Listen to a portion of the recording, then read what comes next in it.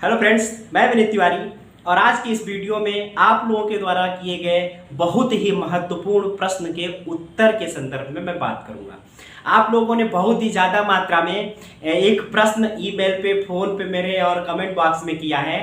आप लोगों का ये प्रश्न होता है, जैसे एक स्टेट में वैकेंसी आती है तो दूसरे स्टेट वाले उस आयोग पर संदेह करते हैं, दूसरे स्टेट में वैकेंसी आती है तो पहले स्टेट वाले आयोग पर संदेह करते हैं। ये बहुत ज़्यादा मात्रा में संदेह हो रहा है। अभी मैंने हरियाणा की जो असिस्टेंट प्रोफेसर की वैकेंसी आने वाली है उसके संदर्भ में पोस्ट डाली थी, हिमाचल प्रदेश की डाली थी, यूपी की डाली थी, राजस्थान की डाली थी। एक बात आप लोगों से और मैं कहना चाहूँगा कि आप लोगों को, जैसा कि मैंने कहा है कि नई शिक्षा नीति के ठीक तरीके से क्रियान्वयन के लिए बहुत ज़्यादा मात्रा में 1-1.5 साल के अंदर असिस्टेंट प्रोफेसर की वैकेंसी आपको देखने को मिलेंगी। थोड़ी सी तैयारी, मेहनत करके, कॉन्सेंट्रेशन से तैयारी करके आप अपने नेट और जीआरएफ के सर्टिफिकेट को असिस्टेंट प्रोफेसर में कन्वर्ट कर सकते हैं। आगे हम बात करें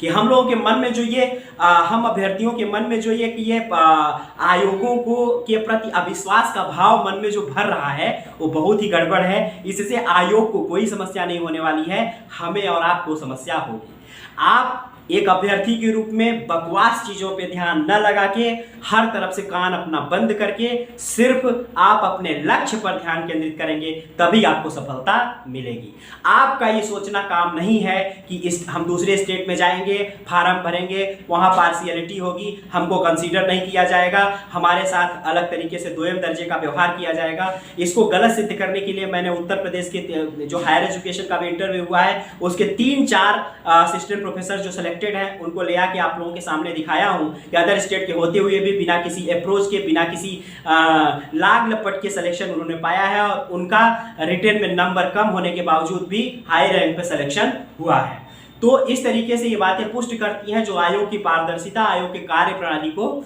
ठीक तरीके से दिखाने का प्रयास करती हैं। दूसरी बात मैं आप लोगों को ये कहता हूं कि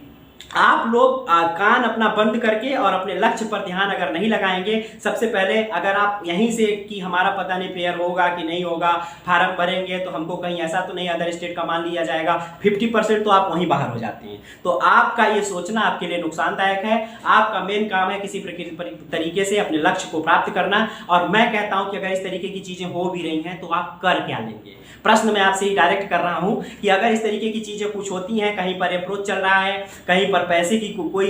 चीज चल रही है, या कहीं पर आपको आपके अदर स्टेट के होने के बावजूद आपके साथ भेदभाव किया जा रहा है, तो आप कर क्या लेंगे?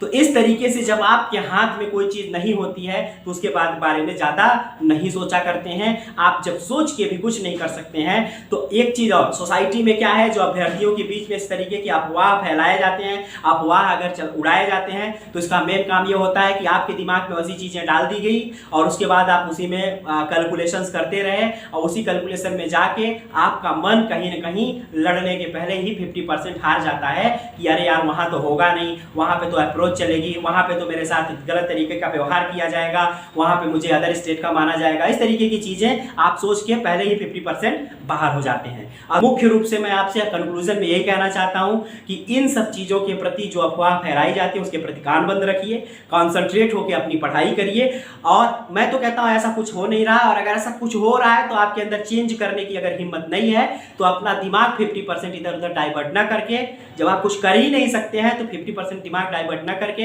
अपना कंसंट्रेशन लगा के और पढ़ाई करिए, वही आपके चयन के मार्ग को प्रशस्त करेगा। तो इस तरीके की प्रश्नों में मत उलझिए, सिर्फ तैयारी करिए। इस वीडियो में इतना ही, नेक्स्ट वीडियो में मिलेंगे, तब तक के लिए थैंक यू।